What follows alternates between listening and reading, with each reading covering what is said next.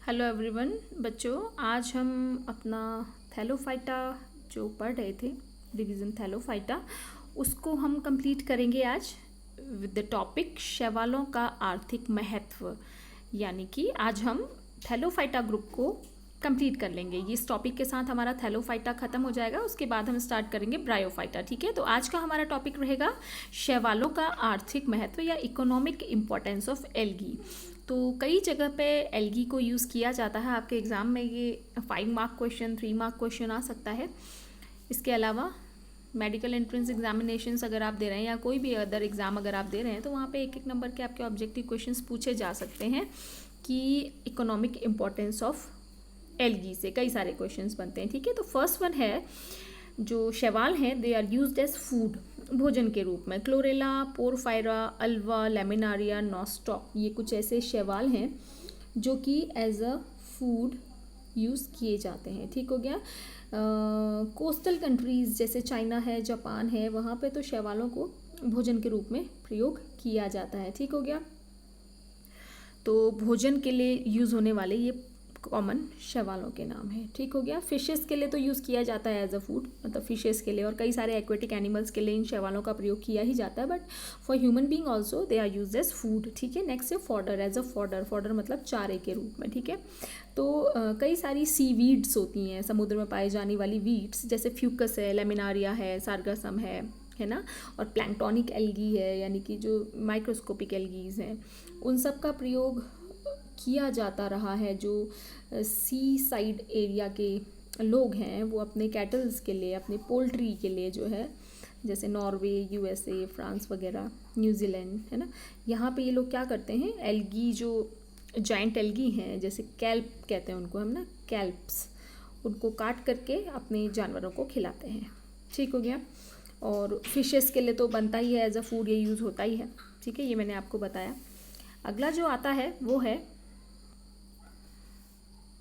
Industrial uses of algae. Industrial uses मतलब कई सारे कमर्शियली इम्पोर्टेंट प्रोडक्ट भी शैवालों से प्राप्त होते हैं। जैसे इनमें से कुछ हैं। पहला है अगार अगार या एगार एगार, इसको हम बोलते हैं। तो ये एगार एगार जो है ये एक रेड एल्गी से प्राप्त होता है। अगार जिसे हम कहते हैं। ठीक हो गया। वो एल्गी, रेड एल्गी कौन सी है, जिलीडियम, ग्रेसिलारिया, कॉन्ड्रस, ये 3 एल्गीज हैं। और इसके अलावा भी कई जनर हैं रेड एल्गी के जिनसे हमको एगार प्राप्त होता है।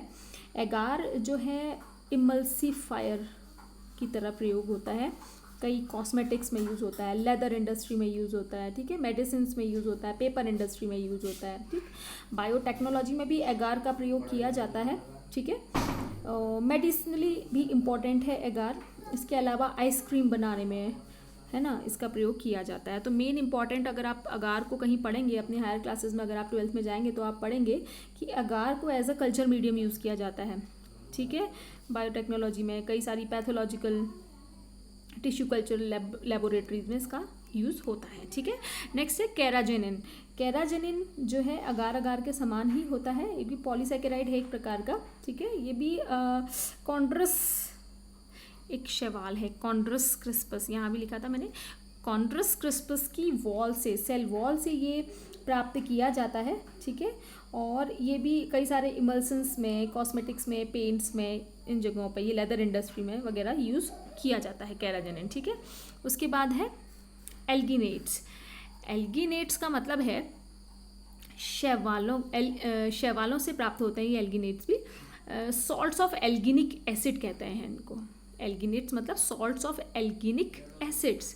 ये भी कई सारी जैसे ब्राउन एल्गी है, लेमिनारिया, मैक्रोसिस्टस, फ्यूकस, सार्गासम, इनकी सेल वॉल से ये प्राप्त होते हैं। ठीक हो गया। और इनका प्रयोग भी कई जगह किया जाता है, जेली बनाने में, फिल्टर बनाने में इनका प्रयोग किया जाता है। ठीक है, सॉस बनाने में, सूप बनाने में, मतलब जो खाने पीने के सामान में भी इनका यूज़ किया जाता है, क्रीम में। ठीक है, प्रिंटिंग इंक बनाने में इनका प्रयोग किया जाता है। एग्रीकल्चर में भी शैवालों का यानी कि एग्रीकल्चर यानी कि कृषि में भी शैवालों का महत्व है। कई सारी माइक्रोस्कोपिक एल्गीज जो हैं वो नाइट्रोजन फिक्सेशन में सहायता करती है, नाइट्रोजन स्थिरीकरण में। ठीक है, जैसे हमने वहाँ पढ़ा था ना ब्लू ग्रीन एल्गी, हमको याद है ब्लू ग्रीन एल्गी। हालांकि ब्लू ग्रीन एल्गी शैवाल नहीं होते हैं, वो होते हैं बैक्टीरिया। मैंने आपको बता रखा वहाँ पे जब हम बैक्टीरिया पढ़ रहे थे, तो ब्लू ग्रीन एल्गी जो है वो शैवाल नहीं होते हैं, वो होते हैं बैक्टीरिया। तो वो भी बहुत इंपॉर्टेंट रोल प्ले करते हैं इन नाइट्रोजन फिक्सेशन। बट यहाँ पे शैवाल भी हैं, कई सारे माइक्रोस्कोपिक शैवाल रहते हैं जो कि सॉइल में पाए जाते हैं और नाइट्रोजन को स्थिरीकृत करते हैं। ठीक है, इसके अलावा सॉइल फॉर्मेशन में, सॉइल फॉर्मेशन जब होता है, अब आप अपने आगे के चैप्टर्स में पढ़ेंगे, सॉइल फॉर्मेशन का जो फर्स्ट स्टेप होता है वहाँ पे लाइकेन बनता है। चट्टान के ऊपर लाइकेन सबसे पहले उगना शुरू होता है और लाइकेन का जो मेन कंपोनेंट है दैट इज एल्गी। तो सॉइल फॉर्मेशन, मृदा निर्माण में भी एल्गी हेल्प करते हैं। कई सारे सीवीड्स जो रहते हैं समुद्र में उगने वाली, ब्राउन एल्गी, रेड एल्गी, वो पोटेशियम और फॉस्फोरस का रिच सोर्स होती हैं। ठीक है, सीवेज डिस्पोजल में आपके यूग्लिना क्लोरेला हेल्प करते हैं। मेडिसिनल यूज भी होता है शैवालों का। देखो मैंने यहाँ पे लिखा है क्लोरेलिन। क्लोरेलिन एक एंटीबायोटिक है जो कि शैवाल से प्राप्त किया गया था। क्लोरेला नामक शैवाल से chlorellin was the first antibiotic extracted. ठीक है, seaweeds are rich source of iodine. Seaweeds जो होती हैं, आयोडीन इनमें बहुत मात्रा में पाया जाता है, तो इससे गॉइटर यानी कि जो घेंघा रोग हो जाता है गले में आयोडीन की कमी से, उसके लिए दवाइयाँ इससे बनती हैं। ठीक है, केराजेनिन, अभी मैंने ऊपर बताया था आपको, केराजेनिन जो है मिलता है हमको रेड एल्गी से। तो केराजेनिन जो है एक ब्लड कोएगुलेंट है, ब्लड कोएगुलेंट है, ये रक्त का थक्का बनाने में हेल्प करता है। ठीक हो गया। और स्पेस रिसर्च में भी क्लोरेला और सेंडेस्मस नामक शैवाल बहुत ही ज़्यादा इंपॉर्टेंट है। Chlorella rich source of protein है, खाने के लिए भी यूज़ होता है। और सीवेज डिस्पोजल में भी मैंने अभी आपको बताया था, क्लोरेला कहीं पे बताया होगा, सीवेज डिस्पोजल में क्लोरेला हेल्प करता है। तो ये क्लोरेला को स्पेस रिसर्च में, स्पेस शिप जो जाते हैं वहाँ पे क्लोरेला का इस तरीके से प्रयोग किया जा रहा है कि जो वहाँ वेस्ट प्रोडक्ट जो निकल रहे हैं